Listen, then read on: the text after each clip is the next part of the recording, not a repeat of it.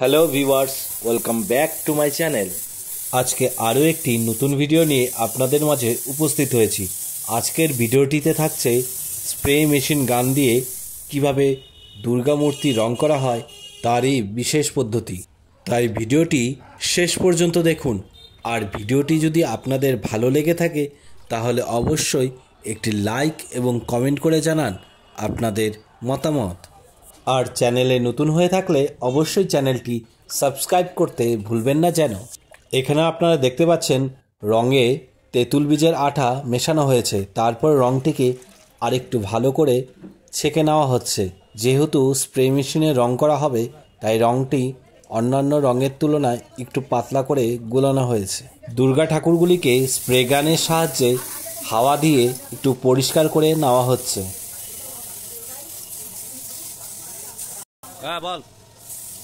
এখানে আপনারা দেখতে পাচ্ছেন স্প্রে মেশিন গানে রং ভরে নেওয়া হচ্ছে।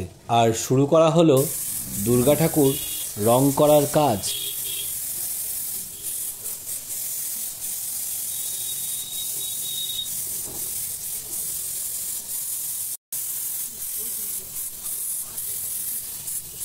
এখানে যে দুর্গা ঠাকুরটি রং করা হচ্ছে সেই দুর্গা ঠাকুরগুলিকে আমরা বলে থাকি অজন্তা দুর্গা ঠাকুর। এই অজন্তা দুর্গা ঠাকুরগুলি প্রতিটি প্রায় একই কালারের হয়ে থাকে। তাই এখানে অসুর, সিংহ এবং দুর্গা ঠাকুর এবং অন্যান্য সাইড পুতুলও একই রঙের হয়ে থাকে।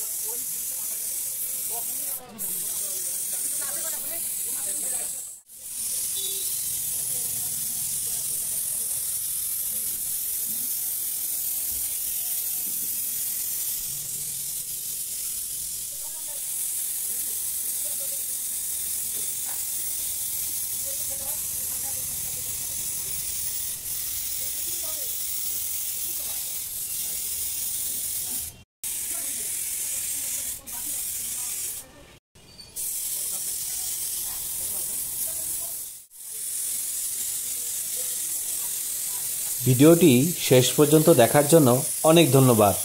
আজকের ভিডিওটি এই পর্যন্ত। পরবর্তীতে দেখা হচ্ছে আরেকটি নতুন ভিডিওর সাথে।